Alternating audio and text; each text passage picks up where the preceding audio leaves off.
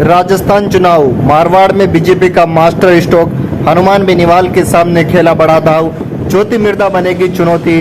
Bharatiya Janata party BJP ने नागौर लोकसभा और खिंवसर विधानसभा चुनाव की रणनीति तैयार कर ली है। इसके तहत ज्योति मिर्धा और सेवानिवृत्त आईपीएस सवाई सिंह चौधरी को पार्टी में शामिल कर लिया है। इन नेताओं को बीजेपी बेनीवाल के खिलाफ चुनावी मैदान में उतार सकती है और साथ ही साथ राजनीति में चुनाव जीतने के लिए सभी पार्टियां अलग अलग रणनीति बनाती है। किसी भी तरह से चुनावी मैदान में जीत हो, इसके लिए दाव और पेंच खेले जाते हैं। राजस्थान में विधानसभा चुनाव के नजदीक आते ही एक ऐसे दाव और पेंच का दौर शुरू हो चुका है जिसकी चर्चा पूरे राजस्थान भर ही नहीं बल्कि पूरे विश्व में होने लगी है।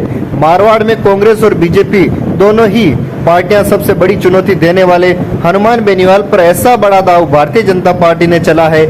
सोमवार को पूर्व सांसद ज्योति मिर्धा को अपने साथ शामिल कर लिया है।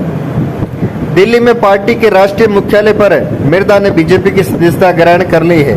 ज्योति मिर्धा का बीजेपी में आने का सीधा असर नागौर लोकसभा और खिंवसर विधानसभा चुनाव पर देखने को मिलेगा। बता दें कि राष्ट्रीय लोकतांत्रिक पार्टी के संयोजक हनुमान बेनीवाल की नागौर में राज्य सीट से लगातार 3 बार विधायक चुने गए। बेनीवाल ने वर्ष 2014 की मोदी लहर में नागौर सीट से लोकसभा चुनाव लड़ा था, 1 लाख से अधिक वोट हासिल किए। दूसरी बार वर्ष 2019 में बीजेपी के सहयोग से बेनीवाल लोकसभा चुनाव जीत गए और सांसद बन गए। वर्ष 2019 के लोकसभा चुनाव में बीजेपी ने अपना प्रत्यक्ष खड़ा करने के बजाय आरएलपी के साथ गठबंधन करते हुए हनुमान बेनीवाल को समर्थन दिया। किसान आंदोलन के समय बेनीवाल ने बीजेपी से गठबंधन तोड़ लिया। अब बेनीवाल का तोड़ ढूंढने के लिए बीजेपी ने नागौर की राजनीति में बड़ा दाव खेला है। बीजेपी ने कांग्रेस की वरिष्ठ नेता ज्योति मिर्धा और सेवानिवृत्त आईपीएस सवाई सिंह चौधरी को पार्टी में शामिल कर लिया है। इन दोनों नेताओं का इस्तेमाल पार्टी अब हनुमान बेनीवाल के खिलाफ करेगी। ज्योति को लोकसभा और सवाई सिंह चौधरी को विधानसभा चुनाव में उतारने की संभावना है। बीजेपी के पास नहीं था कोई बड़ा नाम। भाजपा के पास नागौर में कोई ऐसा कद्दावर नेता नहीं था जो हनुमान बेनीवाल को सीधी टक्कर दे सके। क्योंकि ज्योति मिर्धा बड़े राजनीतिक घराने से ताल्लुक रखती है, वे किसानों की मसीहा कहे जाने वाले नाथूराम मिर्धा की पोती है। नाथूराम मिर्धा 6 बार लोकसभा सांसद रह चुके हैं। बड़े घराने की बेटी के अलावा बीजेपी के पास और कोई ऐसा चेहरा नहीं था जो हनुमान बेनीवाल से सीधा मुकाबला कर सके। लोकसभा में केंद्र सरकार की आंखें दिखाने वाले बेनीवाल को बीजेपी का पूरी तरीके से घेरने का प्लान बना लिया है।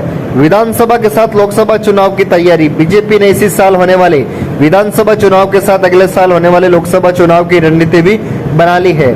बेनीवाल को हर मोर्चे से घेरने का प्लान तैयार कर लिया गया है। ऐसा भी संभव है कि अगर हनुमान बेनीवाल खुद नागौर विधानसभा सीट से चुनाव लड़ते हैं तो उनके खिलाफ ज्योति मिर्धा को विधानसभा चुनाव में भी उतारा जा सकता है। खिंवसर सीट पर वर्तमान में हनुमान बेनीवाल के भाई नारायण बेनीवाल विधायक है। अगर नारायण बेनीवाल को फिर से खिंवसर में चुनावी मैदान में उतारा जाता है तो उन्हें टक्कर देने के लिए बीजेपी से सवाई सिंह चौधरी को टिकट मिल सकता है। चुनाव से ठीक पहले पार्टी ने अपने आने वाले स्पष्ट तात्पर्य यही है कि मिर्धा और चौधरी दोनों इस बार चुनावी मैदान में उतारे जाएंगे।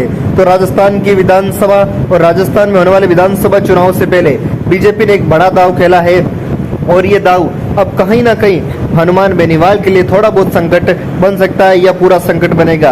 अब बीजेपी जिस प्रकार बीजेपी ने लोकसभा चुनाव में हनुमान बेनीवाल से गठबंधन किया था, अब बीजेपी बेनीवाल की राष्ट्रीय लोकतांत्रिक पार्टी से गठबंधन भी करने वाली नहीं है।